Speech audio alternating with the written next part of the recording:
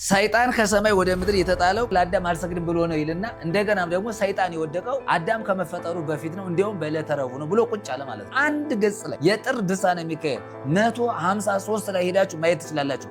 ግዕዙንም አማርኛውንም ማለት ነው። ዝሙትን፣ ዋዛን፣ ፈዛዛን የሚያበዙ ምንድናቸው ብለን ስናል አንደኛ የወደቁ መላእክቶች ናቸው።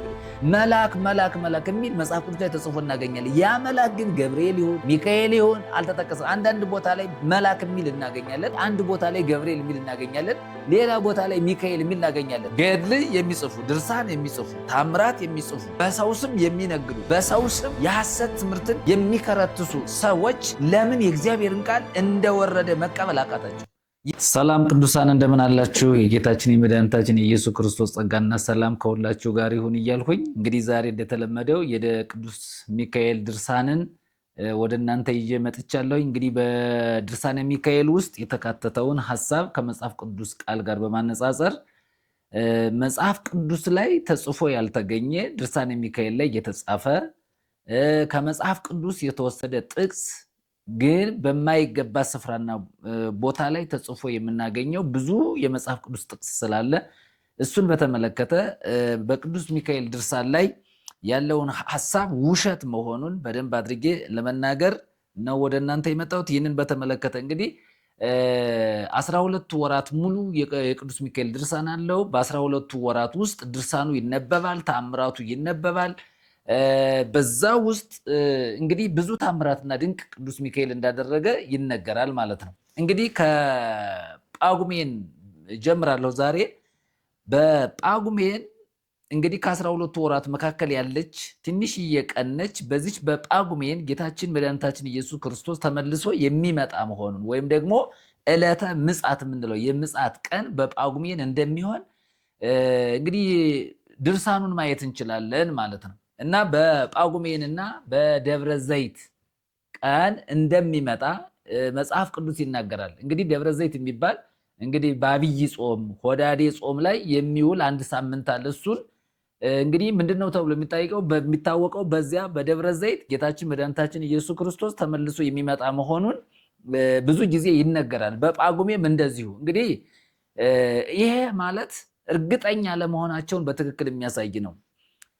በደብረ ዘይት ይመጣል ከተባለ በደብረ ዘይት ይመጣል ተብሎ መወሰን ነበረበት። ወይም ደግሞ በጳጉሜን ይመጣል ከተባለ በጳጉሜን ይመጣል ተብሎ መወሰን ነበረበት። ከሁለቱ እንግዲህ ምረጡ አይነት ነገሮችን አስቀምጠዋል ማለት ነው። እንግዲህ መጽሐፍ ቅዱስ ሲናገር የኢየሱስ ክርስቶስን መምጣት ይናገራል እንጂ ቀኑን፣ ጊዜውን፣ ሰዓቱን በግልጽ የተናገረበትን ክፍል አናይም። ከዚህ በመነሳት የጳጉሜንም ሆነ የደብረ ዘይትንም ሆነ ትምህርት በተመለከተ ስንመጣ ከመጽሐፍ ቅዱስ ውጭ የሆነ ትምህርት መሆኑን በደንብ አድርገው ሰዎች እንዲያውቁ እንዲረዱት ነው። በጳጉሜም በደብረ ዘይትም ኢየሱስ ክርስቶስ አይመጣም። የሚመጣበትን ቀን የሰማይ መላእክትም አያውቁም፣ ማንም አያውቅም ነው የሚለው መጽሐፉ። እንግዲህ ይህንን በዚህ በደንብ አድርጋችሁ ደብረ ዘይት የሚባለውንና ጳጉሜን የተባለውን ወር በደንብ አድርጋችሁ ቆም ብላችሁ ከመጽሐፍ ቅዱስ ቃል ጋር ክርስቶስ ኢየሱስ ካስተማረው ትምህርት ጋር ነገሮችን በማነጻጸር ማየት ያስፈልጋል ማለት ነው። እና የኢየሱስ ክርስቶስን መምጣት ቀኑን፣ ሰዓቱን፣ ጊዜውን መጽሐፍ ቅዱስ እስካልነገረን ድረስ ረቡዕ፣ ሐሙስ፣ ዓርብ ይመጣል ብለን የምንናገርበት የምንተነበይበት የውሸት ትንበያ መናገር በጣም ኃጢአት ስለሆነ አይታወቅም በሚል እዘጋለሁ ማለት ነው። ሌላው እንግዲህ በጳጉሜን ሌላው ተጨማሪ ሐሳብ ሩፋኤል የሚባል መልአክ አለ ተብሏል። እንግዲህ ሩፋኤል ነው የሚነግሰው። እንግዲህ ጳጉሜን 3 ሩፋኤል ይከበራል። ሩፋኤል ራሱ ከመላእክት አንዱ መልአክ እንደሆነ ተደርጎ ይነገርለታል። ሩፋኤል የሚል መጽሐፍ ቅዱስ ላይ የተጻፈ ስም አናገኝም። ሩፋኤል ከመላእክት አንዱ ነው ብሎ መጽሐፍ ቅዱስ እስካልነገረን ድረስ የመልአክ ስም ይሁን የምን ስም ይሁን የስጋ ለባሽ ስም ይሁን አይታወቅም። ስለዚህ ሩፋኤልን በተመለከተ መጽሐፍ ቅዱስ እስካልተናገረ ድረስ የእግዚአብሔር መልአክ ነው ብለን ደፍረን ልንናገር አንችልም። እንግዲህ መጽሐፍ ቅዱስ ገብተን ስናይ ከዘፍጥረት እስከ ራዕየ ዮሐንስ ድረስ እንግዲህ የእግዚአብሔር መልአክ የሚል እናገኛለን። ገብርኤል፣ ሚካኤል የሚል እናገኛለን። ከዚያ ውጭ ግን ሌሎች መላእክቶችን በስም ዝርዝር ገልጦ የተናገረበት ክፍል የለም መጽሐፍ ቅዱስ ማለት ነው። እና ሩፋኤል ከመላእክት አንዱ ነው የሚለው ትምህርት በጣም የተሳሳተ ነው። ሌላው የሩፋኤል በዓል ነው። መታሰቢያውን ያደረገ ለድሃ ያበላ የመጸወተ መንግስተ ሰማያት የሚገባ መሆኑን ይናገራል። ማን ነው እሱ? ሩፋኤል በተባለው መልአክ ስም ማለት ነው። ሩፋኤል በተባለው መልአክ ስም ያበላ ያጠጣ የመጸወተ መንግስተ ሰማያት ይገባል ይላል። በማብላትና በማጠጣት መንግስተ ሰማያት እንደማይገባ በባለፈው በሰራሁት ቪዲዮ ላይ ማየት ትችላላችሁ። ማብላት፣ ማጠጣት፣ ማልበስ፣ ድሃን መጠየቅ፣ እስረኛን መጠየቅ መጽሐፍ ቅዱሳዊ ሆኖ ሳለ ነገር ግን ለመንግስተ ሰማያት መግቢያ ግን አይሆንም። መጽሐፍ ቅዱሳዊ ትምህርቱ ምንድን ነው ከተባለ ትሩፋት ነው። እግዚአብሔር ከሰጠን ልናካፍል እንችላለን፣ ልንሰጥ እንችላለን እንጂ የመንግስተ ሰማያት መግቢያ በመብል በመጠጥ አይደለም። ሰው ስላበላ፣ ሰው ስላጠጣ፣ ሰው ምጽዋት ስለሰጠ፣ ሰው የታረዘውን ስላለበሰ፣ እስር ቤት የታሰሩትን ሂዶ ስለጠየቀ ሰውየው መንግስተ ሰማያት ይገባል ማለት አይደለም። ይሄ በጣም ከመጽሐፍ ቅዱስ አስተምሮ ያፈነገጠ ትምህርት ስለሆነ ሰዎች ቆም ብለው በማብላት በማጠጣት በመመጽወት ዕጣን፣ ሰም፣ ዘይት፣ ጧፍ፣ ሻማ ለቤተ ክርስቲያን የሰጠው ሁሉ መንግስተ ሰማያት እንደማይገባ በደንብ አድርገን መናገር እንችላለን። ሰው መንግስተ ሰማያት የሚገባበትን ነገር ወደኋላ ሂዳችሁ ትምህርቱን ማየት ትችላላችሁ። ሰው መንግስተ ሰማያት ሲገባ የሚገባበት መንገዱ እውነት፣ ህይወት የሆነው ክርስቶስ ነው። በክርስቶስ ኢየሱስ ሰው መንግስተ ሰማያት እንደሚገባ ይናገራል። እንግዲህ በሩፋኤል ያበላ ያጠጣ መንግስተ ሰማያት ይገባል የሚለው የውሸት ትምህርት መሆኑን በደንብ አድርጌ እናገራለሁ። ሌላው የኃጢአት ባህር አያስጥመን ይላል። እንግዲህ የኃጢአት ባህር አለ። የኃጢአት ባህር እንዳያሰጥመን ምን ማድረግ አለብን ወደሚለው ሐሳብ ስንመጣ ኃጢአተኛ የሆነ ሰው እንዳይሞት በእግዚአብሔር ፍርድ በእግዚአብሔር ቁጣ ስር ለዘላለም እንዳይኖር የሚያስፈልገው ነገር በመጀመሪያ ደረጃ ሰው የሆነውን የሰውን ስጋ ገንዘብ ያደረገውን በክርስቶስ ኢየሱስን ማመን ያስፈልጋል። እንግዲህ በቅዱሳን መላእክት ስም ምንም አይነት ድነት ጽድቅ የሚባል ነገር የለም። ድነት ሰው ሰራሽ አይደለም። ድነት በፍጡር የሚከናወን አይደለም። ማዳን የእግዚአብሔር ነው። ኃይል የእግዚአብሔር ነው። ስለ ዘላለም ሕይወትም ስናነሳ፣ ስለ ጽድቅም ስናነሳ፣ ስለ ኃጢአት ስርየት ስናነሳ ሰው ከእግዚአብሔር ጋር እንዲታረቅ መጽሐፍ ቅዱስ የሚናገረውን ነገር ስናነሳ ጥቅልል አድርጎ የሚያስቀምጠው በክርስቶስ በኩል መሆኑን ነው መጽሐፍ ቅዱስ የሚያስተምረን። ስለዚህ የኃጢአትን ባህር መሻገር የሚቻለው ሰው በክርስቶስ ኢየሱስ በማመን ነው። እንግዲህ የኃጢአትን ባህር ሚካኤል ቅድም ባለፈውም እንደተናገር ነው በሚካኤል ጀርባ ታዝሎ በሚካኤል ትከሻ ሰው ኮኮ ሆኖ እንደዛ አይነት ነገር መንግስተ ሰማያት መግባት አይችልም እና የኃጢአትን ባህር መሻገር የሚቻለው በራሱ በክርስቶስ መሆኑን በግልጽ ማስረዳት እንችላለን። ሌላው እንግዲህ ወደ ጥር ድርሳነ ሚካኤል ስመጣ ለሰው፣ ለከዋክብት፣ ለእንስሳት፣ ለአይዋፍ፣ ለባህር አሳዎች መላእክት ይጠብቋቸዋል። ወይም ደግሞ ከዋክብትን፣ አይዋፍን፣ እንስሳትን፣ የባህር አሳዎችን መላእክት እያንዳንዳቸውን የሚጠብቋቸው መሆኑን ይሄ ድርሳኑ ይናገራል። እንግዲህ መላእክት ፍጥረትን ይጠብቃሉ፣ ልክ ነው። እንግዲህ ሰውን ይጠብቃሉ። እግዚአብሔር መላእክቶች ይላካሉ፣ ሰውን ይጠብቃሉ። እንግዲህ መላእክቶች የሚታዘዙ መሆኑን ግልጽ ነው። ነገር ግን ከዚህ ከጥበቃ ጎን ለጎን ግን መንግስተ ሰማያት እንደሚያስገቡን አድርገን ካሰብን ከተረዳን ግን አደገኛ ነው የሚሆነው። ሰው ሁሉ በመላእክት እንደሚጠበቅ እንግዲህ ከእግዚአብሔር መላእክት ከታዘዙ ነው። ያም እግዚአብሔር መላእክትን ካዘዛቸው፣ እግዚአብሔር ወደ ፍጥረት ከላካቸው፣ እግዚአብሔር ወደ ምድር ከላካቸው፣ እግዚአብሔርን ወደሚፈሩ ሰዎች ራሱ እግዚአብሔር ከላካቸው ወደ ሰው መጥተው ወደ ፍጥረት መጥተው ማድረግ የሚገባቸውን ነገር ከእግዚአብሔር በተቀበሉት ምሪት መሰረት መላእክት ሰዎችን ሊጠብቁ ይችላሉ፣ ጥበቃ ሊያደርጉ ይችላሉ። ከዚህ ባለፈ ግን በነፍስ ጉዳይ መላእክት ያድናሉ፣ መላእክት ኃጢአትን ያስተሰርያሉ፣ መላእክት መንግስተ ሰማያት ያስገባሉ። በመላእክት በኩል ወደ እግዚአብሔር መንግስት እገባለሁ ብሎ ማለት ግን የክርስቶስን ሞቱን ትንሣኤውን ከንቱ እንደማድረግ ነው። ይሄ መጽሐፍ ቅዱሳዊ ትምህርት አይደለም። እንግዲህ ይህንን ከተናገረ በኋላ በጣም ወሳኝ ወደ ሆነው ሐሳብ ስመጣ ሰይጣን ከሰማይ ወደ ምድር የተጣለው በቅዱስ ሚካኤል ነው ይላል። እንግዲህ ሰይጣን ለመጀመሪያ ጊዜ ሰይጣን ከሰማይ ወደዚህ ምድር የተወረወረው የወደቀው በቅዱስ ሚካኤል ነው ይላል። እንግዲህ ይህንን ስንመለከት መጽሐፍ ቅዱሳችንን ሂደን በደንብ ማየት አለብን። ሰይጣን ወደዚህ ምድር የተወረወረው በቅዱስ ሚካኤል ነው የሚለውን የድርሳኑን ሐሳብ ወደ ኢሳይያስ መጽሐፍ ላይ እንሄዳለን። ኢሳይያስ መጽሐፍ ምዕራፍ 14 ላይ ስንሄድ እንግዲህ ሰይጣን እንዴት እንደተወረወረ፣ በምን ምክንያት እንደወደቀ፣ ማን እንደወረወረው በግልጽ ትንቢተ ኢሳይያስ ላይ ተጽፎልናል ማለት ነው። እንግዲህ የድርሳነ ሚካኤል ውሸት በዚህ በመጽሐፍ ቅዱስ ይመዘናል፣ ይታያል ማለት ነው። እና 14 ላይ ስንሄድ ኢሳይያስ 14 12 ጀምረን ስንሄድ እንደዚህ የሚል አለ። አንተ የንጋት ልጅ አጥቢያ ኮከብ ሆይ እንዴት ከሰማይ ወደቅህ? አሕዛብን ያዋርድክ አንተ ሆይ እንዴት እስከ ምድር ድረስ ተቆረጥክ? አንተም በልብህ ወደ ሰማይ አድርጋለሁ፣ ዙፋኔንም ከእግዚአብሔር ከዋክብት በላይ ከፍ ከፍ አድርጋለሁ። በሰሜን ዳርቻ በመሰብሰቢያ ተራራ ላይ እቀመጣለሁ፣ ከዳመናዎች ከፍታ በላይ አድርጋለሁ፣ በልዑልም እመሰላለሁ አልክ። ነገር ግን ወደ ሲኦል ወደ ጉድጓዱ ጥልቅ ትወርዳለህ። የሚያዩህ ይመለከቱሃል። በውኑ ምድርን ያንቀጠቀጠ መንግስታትንም ያናወጠ ዓለሙን ባድማ ያደረገ ከተሞችንም ያፈረሰ ምርኮኞችንም ወደ ቤታቸው ያልሰደደ ሰው ይህ ነውን ብለው ያስተውሉሃል። የአሕዛብ ነገስታት ሁሉ በየቤታቸው በክብር አንቀላፍተዋል። አንተ ግን እንደተጠላ ቅርንጫፍ ይላል ከመቃብርህ ተጥለሃል። በሰይፍም የተወጉት ተገድለውም ወደ ጉድጓዱ ድንጋዮች የወረዱት ከድነውሃል። እንደተረገጠም ሬሳ ሆናል። ምድርህን አጥፍተሃልና ሕዝብህንም ገድለሃልና ከነርሱ ጋር በመቃብር በአንድነት አትሆንም ይላል። እንግዲህ ይሄ እዚህ ጋር ዋና ነገሩ ሰይጣን የወደቀበትን ምክንያት ኢሳይያስ ግልጽ አድርጎ ነው ያስቀመጠው።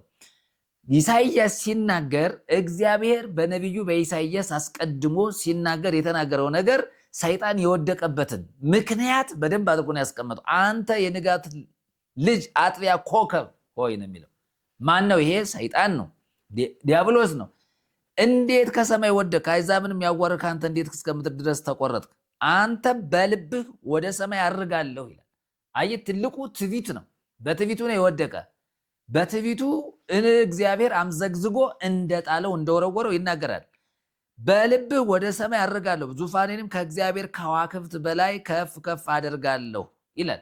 እንግዲህ ዲያብሎስ ወይም ሰይጣን ወደዚህ ምድር የወደቀበት የተወረወረበት ምክንያት በልዑል እመሰላለሁ ከዳመናዎች በላይ ከፍ ከፍ ላለሁ ብሎ ስለታበየ እግዚአብሔር ሰይጣንን ከሰማይ ወደ ምድር አምዘግዝጎ እንደወረወረው እንደጣለው ኢሳይያስ ተናግሯል። እግዚአብሔር የተናገረውን ነገር በመጣስ እግዚአብሔር ሰይጣንን እንደጣለው መጽሐፍ ቅዱስ እየተናገረ ድርሳነ ሚካኤል ላይ ስንመጣ ግን ሚካኤል ነው አምዘግዝጎ ከሰማይ ወደ ምድር ሰይጣንን የጣለው የወረወረው ብሎ ድርሳነ ሚካኤል ተጽፏል። ይሄ ድብን ያለው ውሸት ነው። ሰይጣን እንዴት እንደወደቀ፣ በምን ምክንያት እንደወደቀ፣ ከየት ወዴት እንደተወረወረ መጽሐፍ ቅዱስ ግልጽ በሆነ ቃል አስቀምጦልናል። ይሄንን ነው እንግዲህ ወስደው ሰይጣንን ቅዱስ ሚካኤል አሸነፈው፣ ጣለው፣ ወረወረው ተብሎ እንግዲህ ለቅዱስ ሚካኤል የተሰጠው ማለት ነው። ሕዝቅኤልም ላይ ስንሄድ ሕዝቅኤልም 28 ላይም ስንሄድ እናገኘዋለን። እንግዲህ ጥቅሶችን የምናየው ሰይጣን የወደቀበትን ምክንያት፣ ሰይጣን እንዴት እንደተወረወረ ለመረዳት ስለሚጠቅመን ነው ስለሚጠቅመን እና ሕዝቅኤልም ላይ ስንሄድ ሕዝቅኤል 28 2ም ላይ ስንሄድ እንደዚህ የሚል አለ። የእግዚአብሔርም ቃል ወደ እኔ እንዲህ ሲል መጣ ይልና የሰው ልጅ ሆይ የጢሮስን ገዥ እንዲህ በለው፣ ጌታ እግዚአብሔር እንዲህ ይላል፣ ልብህ ኮርቷል፣ አንተም እኔ አምላክ ነኝ በእግዚአብሔር ወንበር በባህር መካከል ተቀምጫለሁ ብላል። ነገር ግን ልብህን እንደ እግዚአብሔር ልብ ብታደርግም አንተ ሰው ነህ እንጂ አምላክ አይደለም። እነሆ ከዳንኤል ይልቅ ጥበበኛ ነህ፣ ምስጢርም ሁሉ ከአንተ የተሸሸገ አይደለም። በጥበብህና በማስተዋልህ ብልጥግና ለራስህ አግኝተሃል። ወርቅና ብርም በግምጃ ቤትህ ውስጥ ሰብስባል። በታላቅ ጥበብህና በንግድህ ብልጥግናህን አብዝተሃል፣ በብልጥግናህም ልብህ ኮርቷል። ስለዚህ ጌታ እግዚአብሔር እንዲህ ይላል፣ ልብህን እንደ እግዚአብሔር ልብ አድርገሃልና ስለዚህ እነሆ የሌላ ሀገር ሰዎችን የአሕዛብን ጨካኞች አመጣብሃለሁ። ሰይፋቸውን በጥበብ ውበት ላይ ይመዟሉ፣ ክብርህንም ያረክሳሉ፣ ወደ ጉድጓድ ያወርዷል። ተገድለውም እንደሞቱ በባህር ውስጥ ትሞታለህ። በውኑ በገዳይ ፊት እኔ አምላክ ነኝ ትላለህን? ነገር ግን በገዳይ እጅ ሰው ነህ እንጂ አምላክ አይደለም። በእንግዶች እጅ ያልተገረዙ ሰዎች እያለ ይቀጥላል። እንግዲህ ይህንን በተመለከተ ስንመለከት ዝቅ ብሎ ሲናገር የእግዚአብሔርም ቃል ወደ እኔ እንዲህ ሲል መጣ። የሰው ልጅ ሆይ በጢሮስ ንጉሥ ላይ ሙሾ አሙሽተህ እንዲህ በል፣ ጌታ እግዚአብሔር እንዲህ ይላል፣ ጥበብን የተሞላ ውበትም የተፈጸመ መደምደሚያ አንተ ነህ። በእግዚአብሔር ገነት በኤደን ነበርክ። የከበረ ዕንቁስ ሁሉ ሰርድዮን፣ ቶጳዝዮን፣ አልማስ፣ ቢረሌ፣ መረግድ፣ ያሰጲድ፣ ሰንፔር፣ በሉር የሚያብረቀርቅ ዕንቁ ወርቅ ልብስ ነበረ። የከበሮና የእንቢልታ ሥራ በአንተ ዘንድ ነበረ። በተፈጠርክበት ቀን ተዘጋጅተው ነበር። አንተ ልትጋርር የተቀባ ኪሩብ ነበር። በተቀደሰው በእግዚአብሔር ተራራ ላይ አኖርሁ። በእሳት ድንጋዮች መካከል ተመላለስ። ከተፈጠርክበት ቀን ጀምረህ በደል እስኪገኝብህ ድረስ በመንገድህ ፍጹም ነበር። በንግድህ ብዛት ግፍ በውስጥ ተሞላ፣ ኃጢአትንም ሰራ። ስለዚህ እንደ ርኩስ ነገር ከእግዚአብሔር ተራራ ጣልሁህ። የምትጋርድ ኪሩብ ሆይ ከእሳት ድንጋዮች መካከል አጠፋሁ። በውበት ምክንያት ልብ ኮርቷል። ከክብር የተነሳ ጥበብክን አረከስ። በምድር ላይ ጣልሁህ። ያዩህም ዘንድ በነገሥታት ፊት ሰጠሁ። በበደል ብዛት በንግድህም ኃጢአት መቅደስክን አረከስ። ስለዚህ እሳትን ከውስጥ አውጥቻለሁ፣ ርሷም በልታሃለች። በሚያዩም ሁሉ ፊት በምድር ላይ አመድ አድርጌሃለሁ። በአሕዛብም ውስጥ የሚያውቁ ሁሉ ይደነቁባል። አንተም ለድንጋጤ ይሆናል፣ እስከ ዘላለም አትገኝም ይላል። ይሄ የተናገረው ሕዝቅኤል ነው። እንግዲህ እግዚአብሔር በሕዝቅኤል በኩል የተናገረው ነው። ስለማን ነው የተናገረው? ይሄ ሐሳብ አሁን ያነበብኩት ክፍል የሚያወራው ሰይጣን በትዕቢቱ እንደወደቀ እንደተወረወረ የሚጋርድ ኪሩብ የተቀባ እንደነበረ መጽሐፉ ግልጽ አድርጎ ነው የተናገረው። ይሄ በትዕቢቱ ምክንያት ከእግዚአብሔር ተራራ እንደተወረወረና እንደተጣለ ግልጽ አድርጎ ነው የሚናገረው። በኢሳይያስም ላይ ስንመለከት፣ በሕዝቅኤልም ላይ ስንመለከት ሚካኤል ሰይጣንን ጣለው፣ ከእግዚአብሔር ተራራ አውርዶ ወደ ጉድጓዱ ጣለው፣ ወደ ጥልቁ ጣለው የሚል ሐሳብ አናገኝም። ሚካኤል የሚል የለም እዚህ ጋር፣ መልአክም የሚል የለም። ስለዚህ እግዚአብሔር በነቢዩ በኢሳይያስና በነቢዩ በሕዝቅኤል በኩል እግዚአብሔር ስለ ሰይጣን አወዳደቅ፣ ሰይጣን እንዴት እንደወደቀ ከነ ምክንያቱ መጽሐፍ ቅዱስ ግልጽ በሆነ መንገድ አስቀምጦልናል። ሚካኤል ሰይጣንን ጣለው የሚለው ሐሳብ ይሄ ስህተት ነው። እንግዲህ ይህንን ትምህርት ነው እንግዲህ በደንብ አድርገን እየተቃወምኩ ያለሁት ማለት ነው። እንግዲህ መጽሐፍ ቅዱስ የሚለውንና ድርሳነ ሚካኤል የሚለውን ትምህርት በደንብ አድርገን ስንመለከተው አንደኛ ውሸት ለምን አስፈለገ? ሰይጣንን ሚካኤል ወረወረው የሚለው ትምህርት በራሱ ስህተት ነው። የእግዚአብሔርን ቃል ለምን መቀበል አቃታቸው ሰዎቹ? ገድል የሚጽፉ ድርሳን የሚጽፉ ታምራት የሚጽፉ እንግዲህ በሰው ስም የሚነግዱ በሰው ስም የሚጽፉ በሰው ስም ልዩ ልዩ የሐሰት ትምህርትን የሚከረትሱ ሰዎች ለምን የእግዚአብሔርን ቃል እንደወረደ መቀበል አቃታቸው? የእግዚአብሔርን ቃል መሻር አይቻልም። በእግዚአብሔር ቃል ላይ መጨመር፣ ማጉደል፣ መቀነስ አይቻልም። የእግዚአብሔር ቃል ዘላለማዊ ነው። በእግዚአብሔር ቃል ላይ ማመፅ በጣም አደገኛ ነው። ቅጣት ነው የሚያመጣው፣ ፍርድ ነው የሚያመጣው።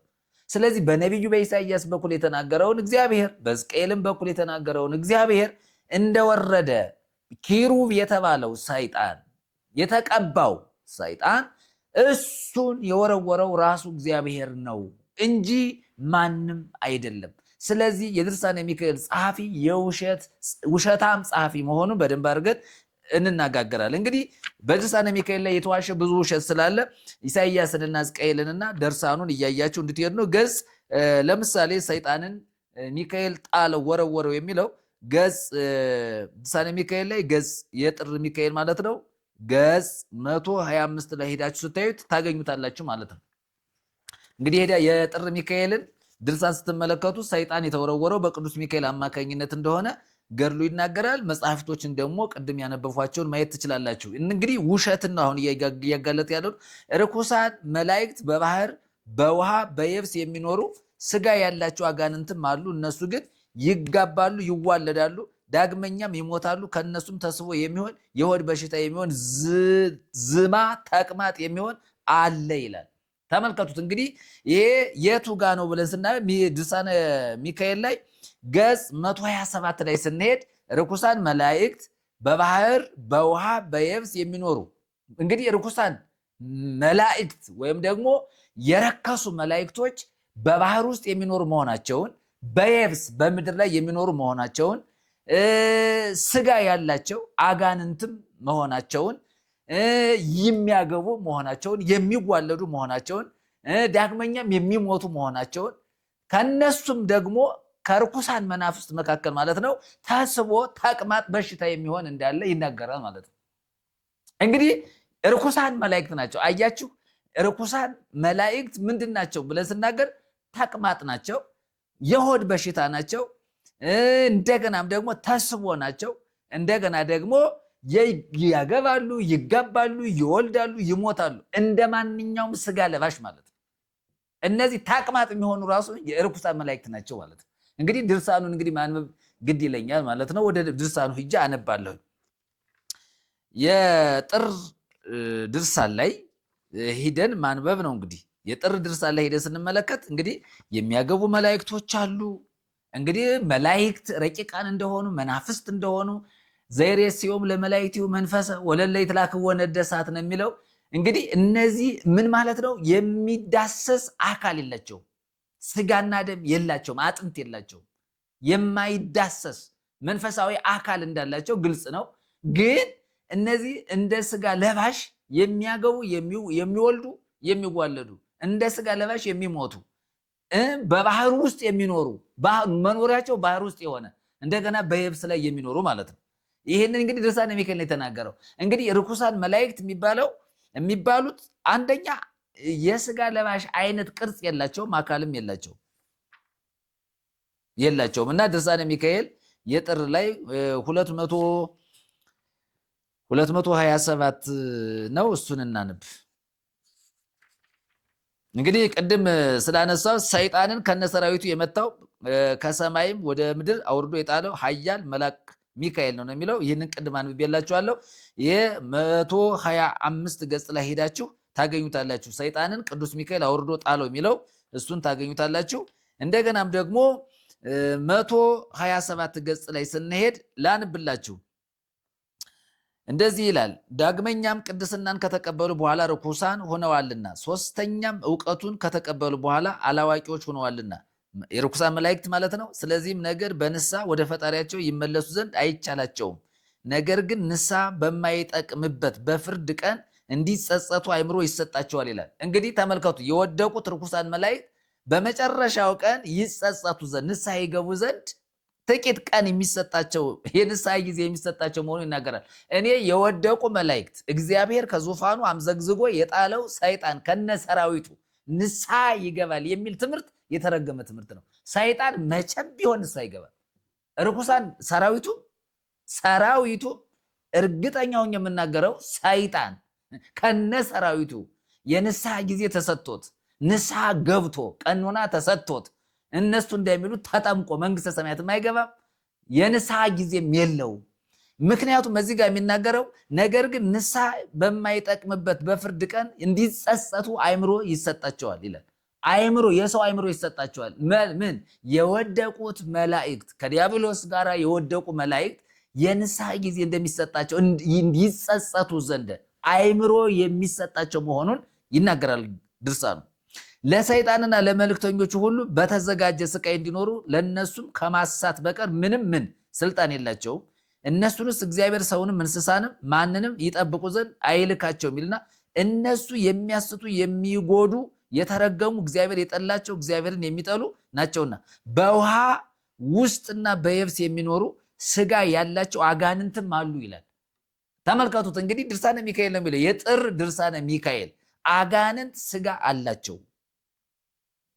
አጋንንት ስጋ አላቸው። በምን ይኖራሉ ነው የሚለው? መኖሪያቸው በባህር ውስጥ ይኖራሉ፣ በየብስ ይኖራሉ። እንደገናም ደግሞ ስጋ ያላቸው አጋንንት አሉ ይልና እነሱ ግን ይጋባሉ፣ ይዋለዳሉ፣ ዳግመኛም ይሞታሉ ይላል። እንደውም ግዙ ምንድነው የሚናገረው?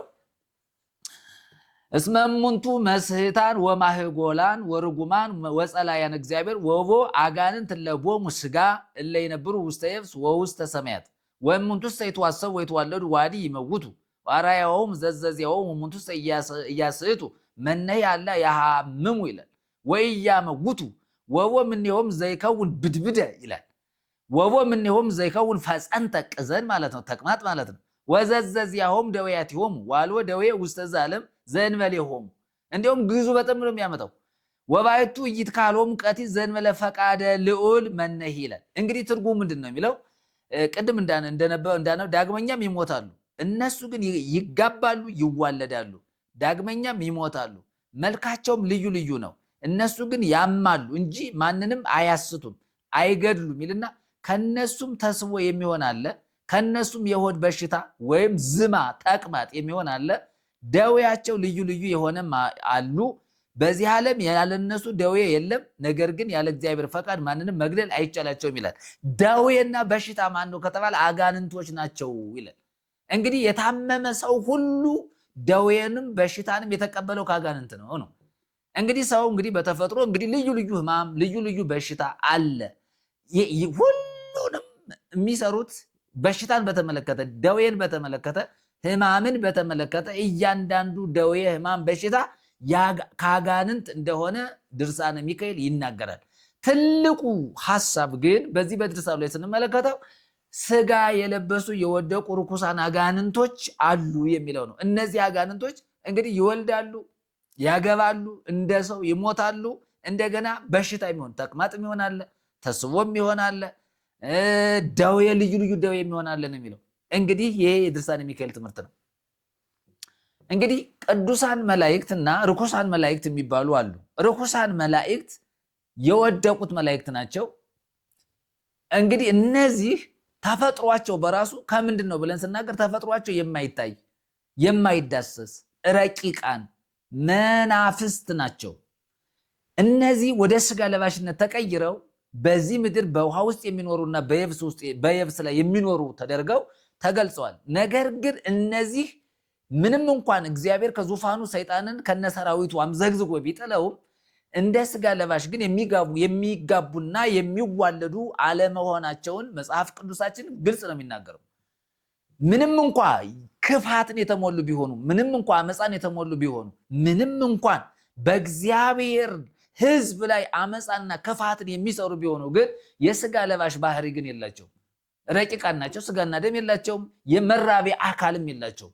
እንግዲህ ይህንን ትምህርት ነው ቤተ ክርስቲያኗ ሊቃውንቱ ድርሳነ ሚካኤል የሚያነብ የሚያስነብብ የሚጽፍ የሚያጽፍ ጸበል የሚያስረጭ ይህንን እያስነበበ ከምን እንደሆነ ትምህርቱም ሳያቅ ማለት ነው። እንግዲህ ትምህርቱ ምንድነው ስንል የወደቁ መላእክቶች ወይም አጋንንት ርኩሳን አጋንንት ምንድነው? ስጋ ለባሽ ናቸው፣ ይዋለዳሉ፣ ያገባሉ፣ ይሞታሉ ተብሎ ሲነገር አሜን የሚል ህዝብ ነው። መላእክትን ለይቶ ማወቅ በጣም አስፈላጊ። ቅዱሳን መላእክትንና ርኩሳን መላእክትን ግብራቸውን፣ ስራቸውን፣ ተልእኳቸውን በደንብ አድርጎ መለየት ያስፈልጋል። ስለዚህ እነዚህ ይወልዳሉ፣ ይጋባሉ የሚለው በጣም አደገኛ ስለሆነ ሰው ሁሉ ድርሳነ ሚካኤልን ከማንበብ፣ ከማስነበብ፣ ከመጻፍ፣ ከማጻፍ፣ ከመስማት፣ ከማሰማት ተቆጥቦ ልዑል እግዚአብሔር የተናገረውን እውነት የሆነውን ቃል መስማትና ማዳመጥ አስፈላጊ ነው። እንግዲህ ተፈጥሮን መለየት አንድ ትልቅ ጸጋ ነው። ተፈጥሮን መለየት፣ የመላእክትን ተፈጥሮ መለየት፣ የወደቁትን መላእክት በክብር ያሉትን ቅዱሳን የምንላቸውን መላእክትን ለይቶ ማወቅ አስፈላጊ ነው። እግዚአብሔር እያንዳንዱን ፍጥረት ሲፈጥር እግዚአብሔር በጥበቡ የፈጠረው እግዚአብሔር በጥበቡ የዓለምን ሰርቶ አስውቦ አስጊጦ አስቀምጧል። እግዚአብሔር ለይተን ማወቅ የኛ ድርሻ ነው። እግዚአብሔር ያልተናገረውን እግዚአብሔር በቃሉ ያላሰፈረውን ነገር እንደዚህ መተርጎም በጣም አደገኛ። እንግዲህ አጋንንት ያገባሉ፣ ይዋለዳሉ፣ እንደ ስጋ ለባሽ ይሞታሉ። እንደገና ተቅማጥ ናቸው፣ ደዌ ናቸው፣ ህማም ናቸው፣ በሽታ ናቸው። ይሄንን እየሰማችሁ ነው እንፈወሳለን፣ ድርሳነ ሚካኤልን አስነብበን ከክፉ ነገር እንጠበቃለን የምትሉ ማለት ነው። እንዴ የሚጋቡ መላእክትን እንዴት አድርጋችሁ ልትቀበሏቸው ነው? ጾታ እንደዚህ አይነት የረከሰ ነገር ይሄ እርግማን ነው። ይሄ ስህተት ነው። ይሄ ተበላሸ ትምህርት ነው። ይሄ ያጋንንት ትምህርት ነው። ይሄ ሰዎች አይምሯቸው በቃ ተበርዟል፣ ልባቸው ስቷል፣ ወድቋል። ይህንን ትምህርት መስማት በጣም አደገኛ ነው እና ለመላእክት እንዲህ አይነት ባህሪ የላቸውም። ምንም ይውደቁ እንጂ ምንም ከእግዚአብሔር ዘንድ ዲያብሎስ ሰይጣን ከነሰራዊቱ ይጣል ይወርወር እንጂ በባህሪያቸውና በተፈጥሯቸው ግን እንዲህ አይነት ነገር የላቸው። እንግዲህ ክፋታቸው ላይ የማይካድ ነው፣ ሀቅ ነው፣ እውነት ነው። ግን መላእክት ያገባሉ፣ ይዋለዳሉ የሚለው ትምህርት ግን አጋንንት ትምህርት ማለት ነው እና ይህንን ሰዎች በደንብ አድርጋችሁ መረዳትና ማወቅ ይጠበቅባችኋል። ሌላው እንግዲህ በድርሳነ ሚካኤል ላይ የተቀመጠውንም ሐሳብ ስንመለከት ሌላው በጣም ዝሙትን፣ ዋዛን፣ ፈዛዛን የሚያበዙ ይላል። እንግዲህ ዝሙትን ዋዛን ፈዛዛን የሚያበዙ ምንድን ናቸው ብለን ስናል አንደኛ የወደቁ መላእክቶች ናቸው። እንግዲህ ዋዛ ፈዛዛ በጣም ቀልደኛ የሆኑ ሰዎች፣ በማይሆን ነገር ዘመናቸውና ጊዜያቸውን የሚያሳልፉ ሰዎች ቆም ብለው ማየት መቻል አለባቸው። ብዙ ሰዎች ዋዘኛ ናቸው፣ ቀልደኛ ናቸው። እንግዲህ ያንን የሚያመጡት እነማን ናቸው ነው የሚለን? አጋንንቶች ናቸው። ይሄ በድርሳነ ሚካኤል እንዲህ አይነት ትምህርት አለ ማለት ነው። እና ብዙ ጊዜ ጨዋታ ጥሩ ነው፣ ከሰው ጋር መግባባት ጥሩ ነው፣ ከሰው ጋር ቁጭ ብሎ ማውራት ጥሩ ነው፣ መወያየት ጥሩ ነው። ነገር ግን ዓላማውን የሳተ ፍሬ ቢስ የሆነ ዝም ብሎ በየሄዱበት ወሬ ብቻ መሆን ደግሞ ይሄ መመርመር አለበት። እና ይሄ ከምንድን ነው የሚለው? ዝሙትን ይላል። ዝሙትን የሚያስፋፉ በሰዎች አድረው በስጋ ለባሽ ተሰውረው በሴት በወንድ ውስጥ ሆነው ዝሙትን የሚያስፋፉ፣ ሴሰኝነትን የሚያስፋፉ፣ አመንዝራነትን የሚያስፋፉ ምኖች ናቸው ከተባለ የወደቁ መላእክቶችን ያሳየናል ማለት ነው። ይሄ በጣም አደገኛ ነው። ይሄ ሁሉ ዝሙትን፣ ሴሰኝነትን፣ አመንዝራነትን፣ ግልሙትናን እነዚህን ነገሮች ስንመለከት ከምን ጋር የተያያዘ ነው? ከዲያብሎስ ጋር ነው። ሰው እንግዲህ በክፉ መንፈስ ተይዞ አይምሮው ተይዞ ልቡ ተይዞ ስጋው ተይዞ ሰው በእንዲህ አይነት ነገር ሊያዝ ሊሸነፍ ሊጠቃ ይችላል። እና አጋንንትም ስራቸውን ይፈጽማሉ ማለት በምን አድረው? በሰውየው አድረው ራሳቸውን ችለው አጋንንቶች ራሳቸውን ችለው ዝሙት ይሰራሉ ማለት አይደለም። በሰው አድሮ ግን ክፉ ስራ እንደሚሰሩ ግን ግልጽ ነው። እንግዲህ የስጋ ለባሽ ባህሪ ግን የላቸውም። እነሱ በሰው አድረው ክፉ ስራን እንደሚያሰሩ፣ በሰው አድረው ዝሙትን እንደሚያስፈጽሙ እንደሚያስፋፉ፣ በሰው አድረው ግልሙትናን እንደሚያመጡ ምንም ጥያቄ የለውም። ግን አንድ የወደቀ ሰይጣን ወይም ደግሞ የወደቁ አጋንንቶች መናፍስቶች እንደ ማንኛውም ስጋ ለባሽ በተፈጥሮ ስጋ ለባሽ የሆነ ሰው እንደሚያደርገው በራሳቸው ግን እንዲህ አይነት ባህሪ ግን የላቸውም። በተፈጥሮ ስለሌላቸው በዛ አይነት ግን ልናያቸው አንችልም። ግን በስጋ ለባሽ ውስጥ አድረው ግን ዝሙት እንዲፈጽሙ ሰዎችን ያደርጓቸዋል፣ ያስገድዳሉ ማለት ነው። በተፈጥሯቸው ግን እንደ ስጋ ለባሽ ይህንን ስራ ይሰራሉ ማለት ግን አይደለም። ሌላው ስንሄድ ውእቱኬ መልአከ ኪዳኑ ለአብ፣ እንግዲህ የአብ የኪዳኑ መልአክ እንግዲህ ቅዱስ ሚካኤል ነው የሚለው። ይህንንም በተመለከተ እንግዲህ ብዙ ጊዜ አንስተናል በሌሎች ትምህርቶች ላይ። ውሃውን ወደ ወይን ጠጅ የለወጠው ቅዱስ ሚካኤል ነው የሚለው 146 ገጽ ላይ ስንሄድ እንግዲህ በቃና ዘገሊላ የነበረውን የዮሐንስ ወንጌል ምዕራፍ 2ን ታሪክ ሂዳችሁ ማንበብ ትችላላችሁ። እዚያ ጋር ቅዱስ ሚካኤል ውሃውን ወደ ወይን ጠጅ ለወጠው ወይም ቀየረው የሚል ሚካኤል የሚል እዚያ ጋር የለም። የታሪኩ ባለቤት ራሱ ጌታችን መድኃኒታችን ኢየሱስ ክርስቶስ ነው ውሃውን ወደ ወይን ጠጅ የቀየረው።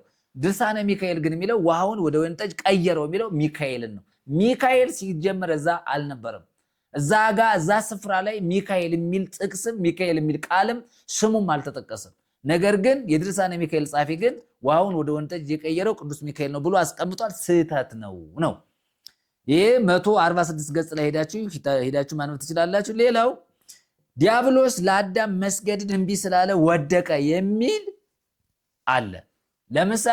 ለምሳሌ ሰይጣን የወደቀው ቅድም አይተናል፣ ሕዝቅኤል ላይ አይተናል፣ ኢሳይያስ ላይ ተመልክተናል። ሰይጣን የወደቀው በምን ምክንያት ነው ስንል በልዑል እመሰላለሁ፣ ዙፋኔን ከደመናዎች በላይ አደርጋለሁ፣ ከፍ ከፍ ላለሁ ብሎ ስለታበየ ስለኮራ በውበቱ ስለኮራ ምን አደረገው ነው የሚለው? አምዘግዝጎ ጣለው ነው የሚለው። እዚህ ጋር ደግሞ ሰይጣን የወደቀው ለአዳም አልሰግድም ብሎ ነው ይላል። ተመልከቱ፣ ዲያብሎስ ለአዳም መስገድን እምቢ ስላለ ወደቀ ይላል። እንግዲህ ዲያብሎስ ለአዳም አልሰግድም ስላለ ምን ሆነ ነው የሚለው? ወደቀ። እንግዲህ ተፋለሰ። እንግዲህ ሄደን ስንመለከት ቅድም እንዳየነው ኢሳይያስ ላይ ሕዝቅኤል ላይ ስንመለከት ትምህርቱ ከንቱ ሆነ ማለት ነው። ሰይጣን የወደቀው በልዑል እመሰላለሁ ብሎ ስለታበይ ነው፣ ስለኮራ ነው። ሕዝቅኤል ላይ ቅድም መጀመሪያ ሐሳብ ላይ ያነሳሁትን ሄዳችሁ ማንበብ ትችላላችሁ። እና እሱን በደንብ ካያችሁት ሰይጣን እንዴት እንደወደቀ፣ በምን ምክንያት እንደወደቀ፣ ከየት ወዴት እንደተወረወረ ግልጽ አድርጎ አስቀምጦታል። ሕዝቅኤልም ኢሳይያስም ተናግረዋል ማለት ነው። እና እዚህ ላይ ዲያብሎስ ለአዳም መስገድን እምቢ ስላለ ወደቀ የሚለው በጣም የተሳሳተ ትምህርት ነው። ገጽ 153 ላይ ሄዳችሁ ድርሳነ ሚካኤል የካቲቱ ማለት ነው የጥር ሚካኤል ላይ ሄዳችሁ ታነቡታላችሁ።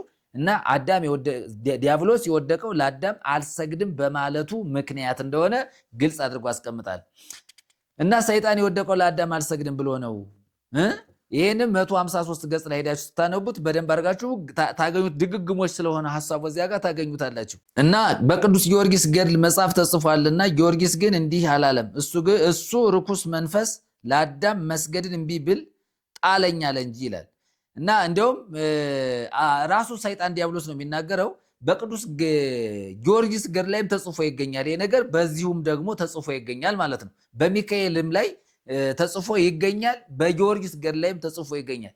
ሰይጣን የወደቀው ለአዳም አልሰግድ ብሎ ነው። ይሄ መጽሐፍ ቅዱሳዊውን ትምህርት የሚንድ የሚያፋልስ ነው። ስለዚህ ሰይጣን የወደቀው በልዑል እመሰላለሁ ብሎ ስለታበየ ስለቆራ ዙፋኔን ከደመናዎች በላይ ከፍ ከፍ አድርጋለሁ ስላለ ወደቀ ነው የሚለው መጽሐፍ ቅዱስ። ያን ነው የሚናገረን። እዚህ ጋር ስንመጣ ግን ለአዳም መስገድን እምቢ ስላለ ዲያብሎስ ወደቀ የሚለው ትምህርት በጣም የተሳሳተ ነው። እንግዲህ የድርሳነ ሚካኤል ትምህርት ከመጽሐፍ ቅዱስ ትምህርት ጋር የተጋጨ ነው።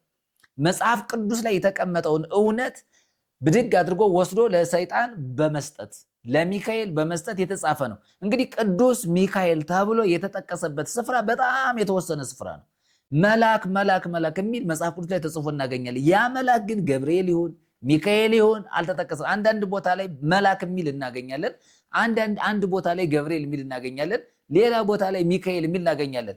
ሚካኤል የሚል ስም ተገልጦ በተነገረበት ምንባብ ውስጥ ያለውን መልእክት ስንመለከት ከማን ጋር የተያያዘ ነው? ከሚካኤል ጋር የተያያዘ እግዚአብሔር በሚካኤል በኩል የተናገረውን ወይም ያስተላለፈውን መልእክት ማወቅ እንችላለን። ገብርኤልም እንደዚሁ።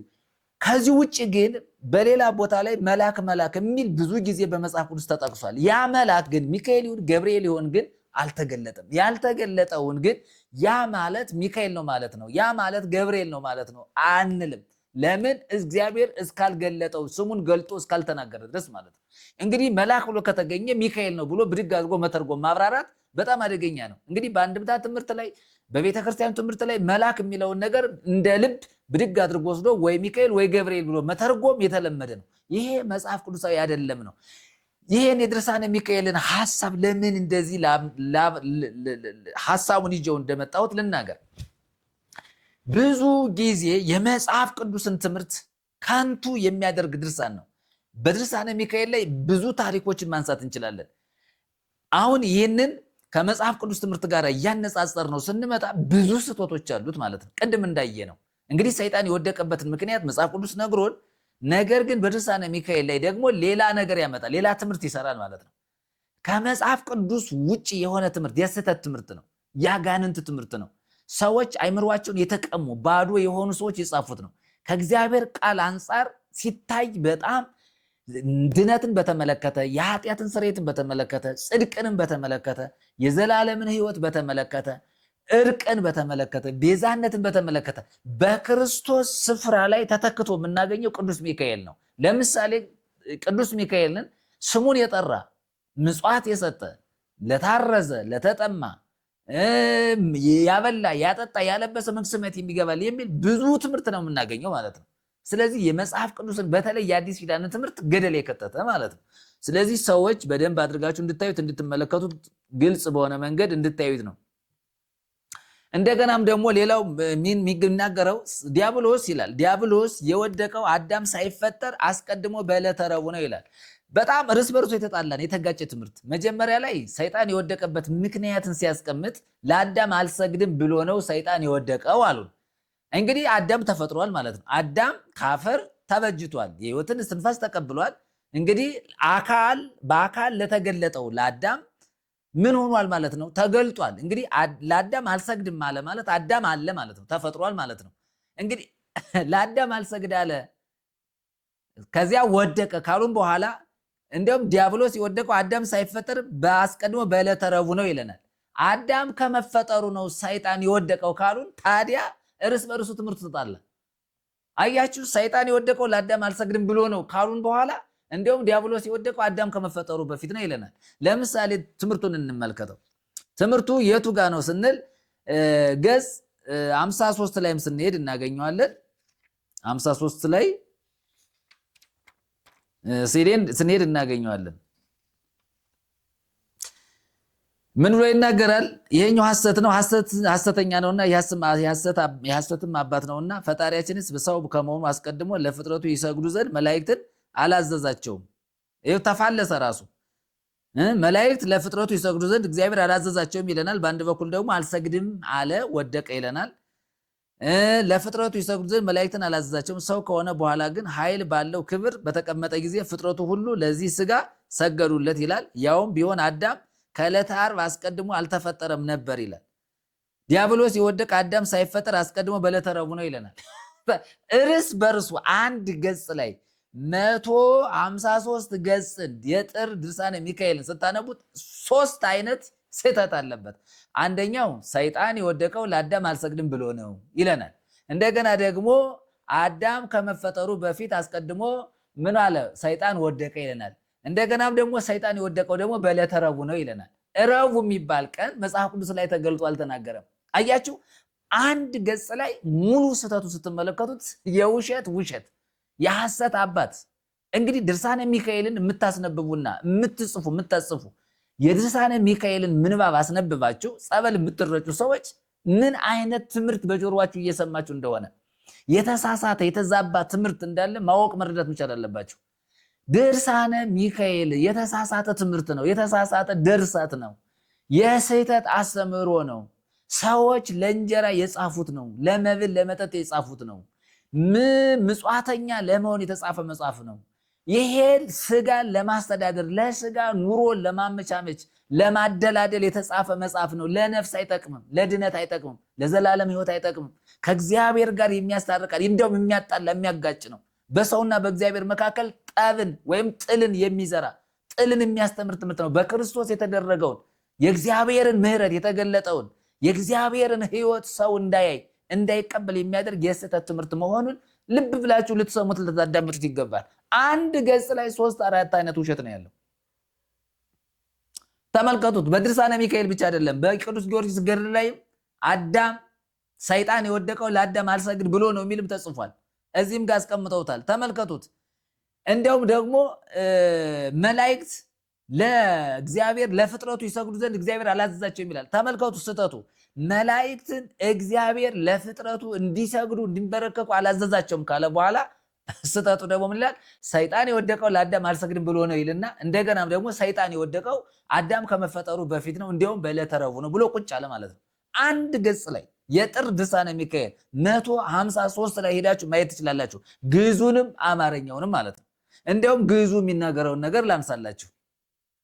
እስመ ሀሎ ጽሑፍ በመጽሐፈ ገድሉ ለቅዱስ ጊዮርጊስ ወጊዮርጊስሰ ኢይቤ ከመዛ አላ ለሊሁ መንፈስ ርኩስ ይቤ ሶበ አበይኩ ሰጊደ ለአዳም አውደቀኒ ወሐሰትኬ ውቱ እስመ ሐሳዊ ውቱ ወአቡሃ ለሐሰት ወአምላክነሰ የአዘዞሙ ለመላእክቲሁ ከመ ይስግዱ ለእልክቱ እምቅድመ ስጋዌሁ ወእምድረ ስጋዌሁሰ ሰገዱ ለውእቱ ስጋ ኩሉ ፍጥረት በጊዜ ነበረ በየማነ አብ ወይተፈጥረ አዳም ዘንበለ በዕለተ ዓርብ ወዲያብሎስ ወዘወድቀ በዕለተ ረቡዕ እምቅድመ ይትፈጠር አዳም ነው የሚለው። ተመልከቱት። አሁን ይሄ 3 ትልቅ ስህተት አለው። 3 ትልቅ ስህተት። ሰይጣን የወደቀው ለአዳም አልሰግድም ብሎ ነው። እግዚአብሔር መላእክትን ለፍጥረቱ እንዲሰግዱ አላዘዛቸውም ይላል። ይማታል፣ ራስ በርሱ ይጋጫል። እንደገና ደግሞ ሰይጣን የወደቀው አዳም ከመፈጠሩ በፊት ነው ይላል። እንደውም በዕለተ ረቡዕ ተፈጠረ ነው የሚለው። ይሄም በጣም አደገኛ ነው።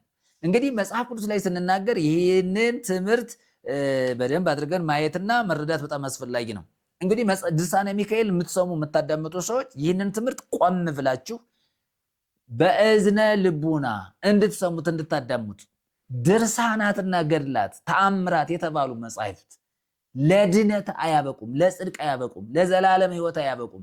ለዘላለም ሕይወት የሚያበቃው አንዱ ጌታችን መድኃኒታችን ኢየሱስ ክርስቶስ ብቻ ነው።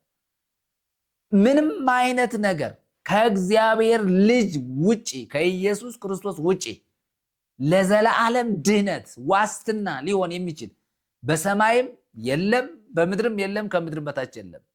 ቅዱሳን ጻድቃን፣ ሰማዕታት፣ ነቢያት፣ ሐዋርያት በተባሉትም ሰዎች የለም። ይሄ የእግዚአብሔር ስጦታ ነው፣ ነፃ ስጦታ ነው። እግዚአብሔር የሰጠን የዘላለም ሕይወት ነው፣ እሱም ነፃ ስጦታ ነው።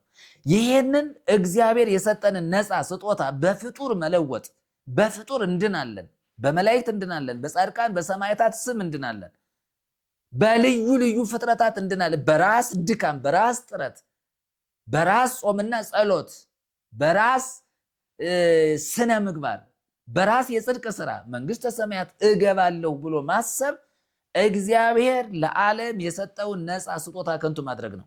ይልቁንስ ኢየሱስ ክርስቶስን ተቀበሉት፣ በልባችሁ አምናችሁ ዳኑ፣ ተፈወሱ። መዳን በሌላ በማንም እንደሌለ መጽሐፍ ቅዱስ ግልጽ ነው። የክርስቶስን ሞትና ትንሣኤ ከንቱ አታድርጉት። ድርሳን እያስነበባችሁ በግቢያችሁ ጸበል የምታስረጩ ሰዎች አውጡ። ይሄንን መጽሐፍ ስብስብ አድርጋችሁ ካለበት ቦታ ጠቅልል አድርጋችሁ ሆነ ቦታ ቁጭ አድርጉት። ይሄንን የእግዚአብሔርን ቃል የማያረጅ የማይለወጥ ለዘለዓለም አዲስ የሆነ ኃጢአትን ነውርን የሚያስወግድ የሚወቅስ ንጹህ ነውር የሌለበትን የክርስቶስን ትምህርት የክርስቶስን ወንጌል በልብ መሰወር በጣም አስፈላጊ ነው። ማርያም የምትሰማውን የምታዳምጠውን ነገር በልቧ ተጠብቅ እንደነበር መጽሐፍ ቅዱስ ይናገራል። ብዙዎች ሰምተው የዳኑበት፣ ብዙዎች ሰምተው ነፍሳቸውን ያስመለጡበት፣ ብዙዎች ሰምተው አዳምጠው ተምረው ራሳቸውን ወደ መንግስተ ሰማያት ያስገቡበት፣ ከእግዚአብሔር ጋር የታረቁበት፣ ዘላለምን ያወቁበት፣ ዘላለምን የተረዱበት፣ አምላካቸውን ያወቁበት፣ ክርስቶስን የሰራውን ስራውን የተረዱበት ቃል ወንጌልና ወንጌል ብቻ ነው። ከዚህ ትምህርት ውጭ ግን በድርሳንና በገድል ትምህርት መንግስተ ሰማያት እንገባለን ማለት በጣም አደገኛ ስለሆነ ቆም ብላችሁ ልታስቡ ይገባቸዋል። እንደገናም እንግዲህ የቅዱስ ሚካኤልን በዓል በየወሩ አድርጉ በዚህ ዓለም በረከት ይሰጣችሁ ዘንድ ይላል። እንግዲህ በየወሩ ማለት ነው። በየወሩ 12 ወራቶች አሉ። በየ12ቱ ወራት በየወሩ ማለት ነው። እንግዲህ በዓል ማድረግ በዓሉን ማክበር በረከት ያስገኛል ይላል። ውሸት ነው። ይሄ እርግማን ነው። እንደገናም ደግሞ ባሕረ እሳትን ያሻግራቸዋል ይላል። ይሄም ስህተት ነው። በቅዱስ ሚካኤል አማላጅነት መንግስተ ሰማያት ገባ የሚለውም ራሱ በጣም ስህተት ነው። በሚካኤል አማላጅነት ምንም አይነት ኃጢአተኛ ሰው ወደ እግዚአብሔር መንግስት አይገባም። የክርስቶስ ኢየሱስን ስም ሳያምን ስሙን ሳይቀበል በስሙ ሳያምን በፈሰሰው በክርስቶስ ኢየሱስ ደም ኃጢአቱ ሳይታጠብ ሳይቀደስ በኢየሱስ ክርስቶስ ደም ከነውር ሳይነጻ ከሰራው በደል ከነበረበት እርግማን በሰውየው ህይወት ውስጥ ከነበረበት ኃጢአትና በደል ሰውየው በኢየሱስ አምኖ በደሙ ሳይነጣ ሳይቀደስ ሰው መንግስተ ሰማያት ይገባል። ስህተት ነው። ይሄ የክርስቶስን ወንጌል ከንቱ ማድረግ ነው።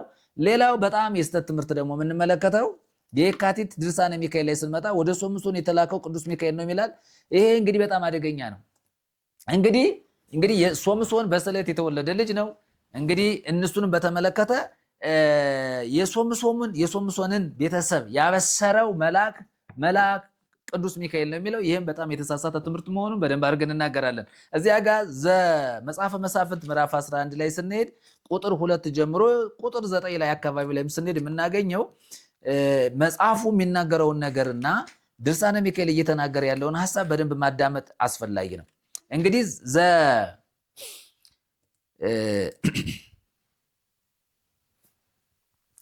የመሳፍንት መጽሐፍ ምዕራፍ 11 ላይ ምዕራፍ 11 ከቁጥር 2 ጀምረም ስንሄድ የምናገኘው ነገር አንድ ነገር ነው የሚናገር።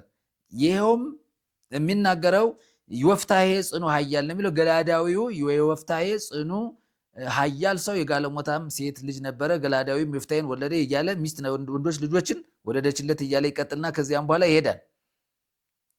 ይሄድና ቁጥር 9 ላይ ስንሄድ የምናገኘው ነገር እንደዚህ ይላል።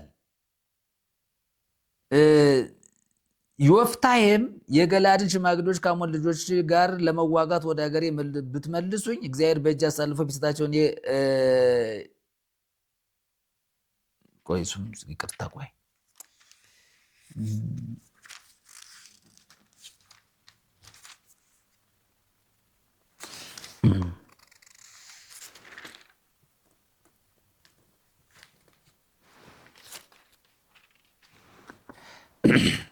እዚህ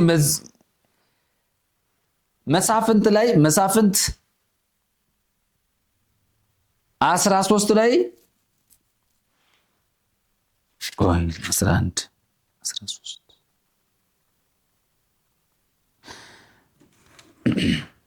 እንግዲህ ወደ ሶምሶን የተላከው ቅዱስ ሚካኤል ነው የሚለውንም ሐሳብ በተመለከተ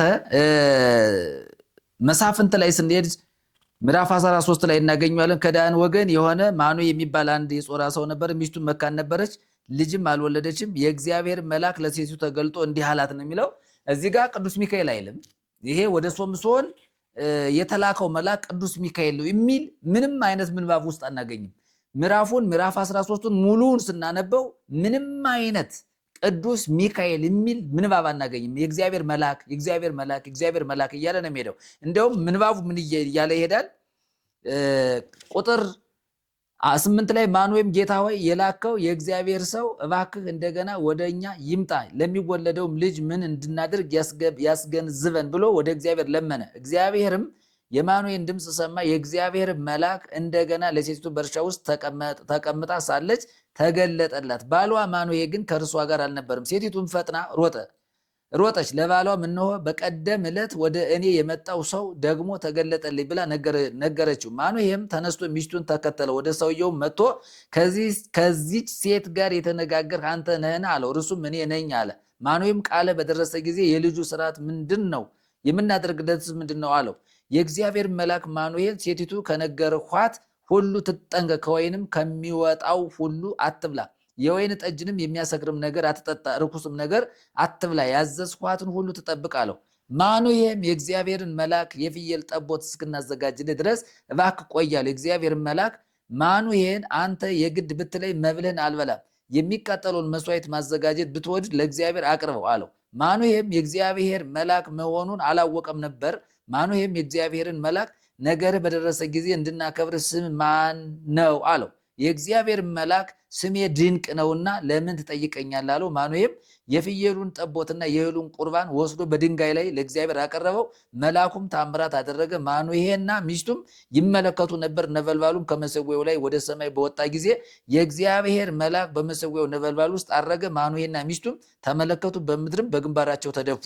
የእግዚአብሔር መልአክ ዳግመኛ ለማኑሄና ለሚስቱ አልተገለጠም። ያን ጊዜም ማኑሄ የእግዚአብሔር መልአክ መሆኑን አወቀ። ማኑሄ ሚስቱን እግዚአብሔርን አይተናልና ሞት እንሞታለን አላት ነው የሚለው። ተመልከቱ፣ አሁን ማንን አይተናል የሚለው? እግዚአብሔርን አይተናል የሚለው። እንደውም ደግሞ ስሜ ድንቅ ነውና ነው ያለው። ሚካኤል የሚል የለም። እንግዲህ ማኑሄንና የማኑሄን ሚስት ልጅ እንዲወልዱ ያበሰራቸው የነገራቸው የተላከው መልአክ ሚካኤል ነው የሚል የድርሳነ ሚካኤል ትምህርት የውሸት ትምህርት ነው። እዚህ ጋር እንደውም ስሜ ድንቅ ነውና ነው ያለው። ያም እግዚአብሔር እንደሆነ ይናገራል። የሚገርመው ነገር ማለት ነው። ቁጥር 22 ላይ ስንመጣ ማኑኤል ሚስቱን እግዚአብሔርን አይተናልና ሞት እንሞታለን አላት። ሚስቱም እግዚአብሔርስ ሊገድለን ቢወድ ኑሮ የሚቃጠሉ መስዋዕትና የእህሉን ቁርባን ከእጃችን ባልተቀበለን፣ ይህንም ነገር ሁሉ ባላሳየን፣ እንዲህ ያለ ነገርም በዚህ ጊዜ ባላስታወቀን ነበር አለች። ሴቲቱም ወንድ ልጅ ወለደች፣ ስሙንም ሶምሶን ብላ ጠራችው። ልጁም አደገ፣ እግዚአብሔር ባረከው። እግዚአብሔር መንፈስ በጾርዓና በኤሽታኦል መካከል ባለው በዳን ሰፈር ውስጥ ሊያነቃቃው ጀመረ ነው የሚለው። እዚህ ጋር ስንመጣ ቅዱስ ሚካኤል የሚል የለም። ስለዚህ የሶምሶንን ታሪክ አበላሽተው ቅዱስ ሚካኤል ነው ብለው ወደ ማኑሄ ቤተሰብ የተላከው ወደ ሚስቱ የመጣው መልአክ ቅዱስ ሚካኤል ነው ተብሎ ድርሳነ ሚካኤል ተጽፎለታል። ይሄ ስህተት ነው። እንግዲህ የመጽሐፍ ቅዱስን ትምህርት መበረዝ፣ የመጽሐፍ ቅዱስን ማበላሸት፣ መጽሐፍ ቅዱስ ላይ የተቀመጠውን እውነት በውሸት መለወጥ፣ መቀየር፣ እንዲህ አይነቱ ትምህርት በጣም አደገኛ ነው። ስለዚህ የሀገራችን ሕዝብ በሞኝነት ባለማወቅ፣ ባለመረዳት የቤተ ክርስቲያኒቱም ሊቃውንት የቤተ ክርስቲያኒቱም አስተማሪዎች ይህንን ትምህርት ባለመቃወማቸው፣ ባለመረዳታቸው፣ ባለማወቃቸው እውነት የሆነውን ነገር ትክክል ነው ብሎ ከመናገር ውሸት የሆነውን ነገር በመቀበል የእግዚአብሔርን ቃል በመለወጥ ብዙ ስራ ተሰርቷል ማለት ነው። ስለዚህ ይሄ የስህተት ትምህርት እንግዲህ በቤተክርስቲያን ስር ሰዶ ዛሬ እንደ እግዚአብሔር የሚታወቀው እንደ እግዚአብሔር የሚታየው በነፍስ ድነት ጉዳይ፣ በጽድቅ ጉዳይ፣ በዘላለም ሕይወት ጉዳይ፣ በኃጢአት ስርየት ጉዳይ፣ በመንግስተ ሰማያት ጉዳይ፣ በእግዚአብሔር መንግስት ጉዳይ ዋና ተደርጎ የሚታየው በሚካኤል ቀን ራሱ ቅዱስ ሚካኤል ነው። እንግዲህ ሚካኤል የእግዚአብሔር መልአክ መሆኑን መጽሐፍ ቅዱስ በግልጽ የሚናገርበት ምንባብ አለ። ከዚህ ውጭ ግን በእያንዳንዱ ምዕራፍ መልአክ ተብሎ ከተገኘ ያ መልአክ ሚካኤል ነው ብሎ ስም ሰጥቶ በሚካኤል እንደተደረገ፣ እንደተከናወነ፣ እንደተፈጸመ አድርጎ መናገር የእግዚአብሔርን ሐሳብ መቃወም ነው። ደግሞ በእግዚአብሔር ቃል ላይ ማመፅ ስህተት ነው፣ በደልን ያመጣል፣ ሰይፍን ያመጣል። እግዚአብሔር በነቢዩ በኢሳይያስ በኩል ሲናገር ሰይፍ ይበላቸዋል አለ። በእግዚአብሔር ቃል ላይ ማመፅ አይቻልም። ስለዚህ ሰው ሁሉ የእግዚአብሔርን ቃል ወደ ማወቅ መምጣት አለበት። መጽሐፍ ቅዱስን ማንበብ አለበት። ይሄንን ድርሳን ይሄንን መጽሐፍ ሰው ቁጭ ብሎ በግቢው ከማስነበብ ይልቅ ከመጽሐፍ ቅዱስ በተለይ ከአዲስ ኪዳን ትምህርት ጋር ቢገናኝ መጽሐፍ ቅዱስን በግቢው ቢያስነብብ፣ በቤቱ ቢያስነብብ፣ ትራስ አድርጎት፣ አንዳንዱ ትራስ አድርጎታል፣ አንዳንዱ በግርጌው፣ አንዳንዱ በራስጌው፣ አንዳንዱ ሳጥን ውስጥ አስቀምጦ ቆልፎታል። ምን ይሰራል? ካልተነበበ እኮ ምንም አይጠቅምም። ብዙ ሰዎች መጽሐፍ ቅዱስ አላችሁ ወይ ብለህ ስጠይቃቸው መጽሐፍ ቅዱስ አለን ይላሉ። ግን ለምንድን ነው በትራስና በግርጌ አስቀምጠውት እሱ መጽሐፉ ቁጭ ብሎ የሚጠብቃቸው ይመስላቸዋል? መጽሐፍን ትራስ ላይ ብታስቀምጠው፣ ግርጌህም ብታስቀምጠው፣ ሳጥንህም ውስጥ ብታስቀምጠው ምንም አይነት ለውጥ በህይወትህ አያመጣም። ለውጥ የሚያመጣው አንብበኸው በተግባር ስትውልበት፣ ስታነበው፣ ህይወትህን ስትመራበት፣ ኑሮህን ስትመራበት፣ ውሎህን ስትመረምርበት፣ ራስህን ስታይበት እንጂ ቤት ውስጥ ስላለ የእግዚአብሔር ቃል መጽሐፍ ቅዱስ ቤት ውስጥ በሳጥን ውስጥ ተቆልፎ ስለተቀመጠ አንተን ከአጋንንትም ከመናፍስትም ሊጠብቅህ አይችልም። የእግዚአብሔር ቃል እንዲነበብ ነው፣ እንድንሰማው እንድናዳምጠው ነው። እዚህ በነ ኢያሱ ዘመን ስንመጣ ምንድን ነው ካፍህ አይለይ ማለት እኮ አንብበው አሰላስለው ማለት እኮ ነው። ዳዊት ብዙ ጊዜ እግዚአብሔርን ቃል በማሰላሰል ይታወቃል። ቃሉን ያሰላስላል። ሲወጣ ሲገባ፣ ሲወርድ፣ ሲንቀሳቀስ፣ ስራ ሲሰራ፣ እግረ መንገድ ሲሄድ የእግዚአብሔርን ቃል የሚያሰላስል እንደነበረ በዚህ በመዝሙር ዳዊት ላይ ብዙ ክፍል ውስጥ ተጠቅሷል። ብዙ ነገር ተጠቅሷል። በኢያሱ ዘመንም የዚህ የሕግ መጽሐፍ ካፍህ አይለይ ነው የሚለው። አሰላስለው ነው። ለራስህ ምን በለው አመንጅከው፣ አውጠንጥነው። ያንን ስታደርግ ከነፍስ ከመንፈስ ጋር ይዋሃዳል። ስለዚህ ስጋችን፣ ነፍስ፣ መንፈሳችን ቃሉን ወደ ማሰላሰል ሲመጣ የእግዚአብሔር በረከት ደግሞ ወደ ውስጣችን ይፈሳል ማለት ነው። ስለዚህ መጽሐፍ ቅዱስ በቤታችን ውስጥ ተቀምጧ አለ ማለት ለድነት ይሆናል ማለት አይደለም።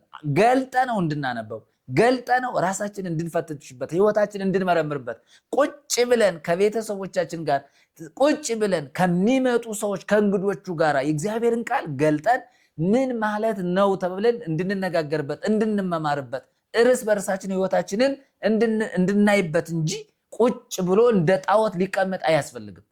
ድርሳነ ሚካኤል ይነበባል፣ መጽሐፍ ቅዱስ ግን አይነበብም። ብዙ ህዝብ መጽሐፍ ቅዱስን በግቢው አያስነበብም።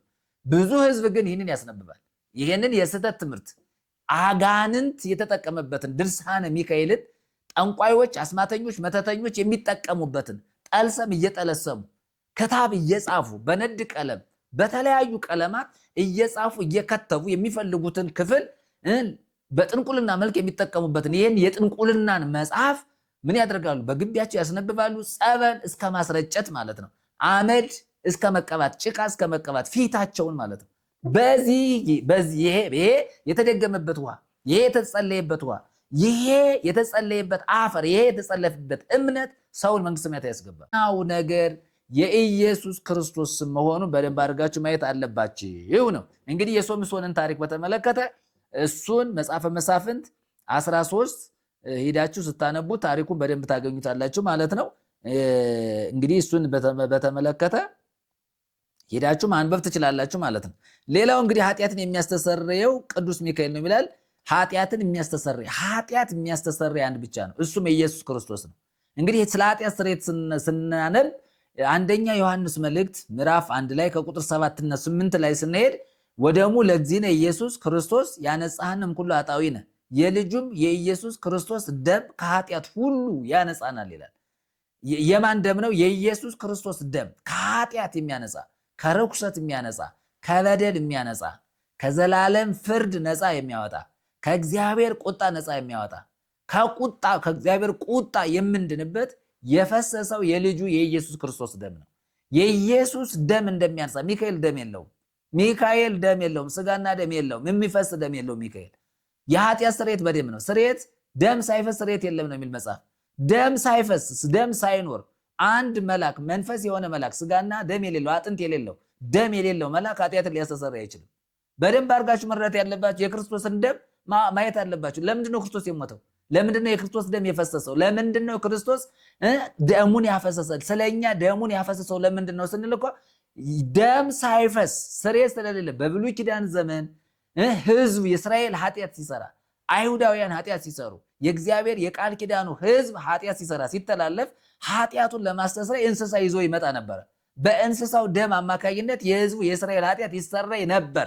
ካህኑ ስለራሱ፣ ስለ ህዝቡ፣ ስለ ቤተሰቡ አልፎም ስለ እስራኤል ምን ያደርግ ነበር? ደም ይዞ ይገባ ነበር። ያ ለኃጢአት ስርየት ለጊዜው የሚሆን ማለት ነው።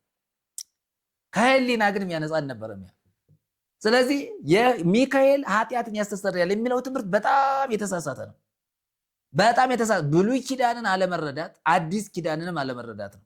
በብሉይ ኪዳን ዘመን ኃጢአት እንዴት ይሰረይ እንደነበር አለማወቅ ነው። በአዲስ ኪዳንም ደግሞ እንዴት በክርስቶስ ደም ኃጢአት እንደተሰረየ አለማወቅ ነው።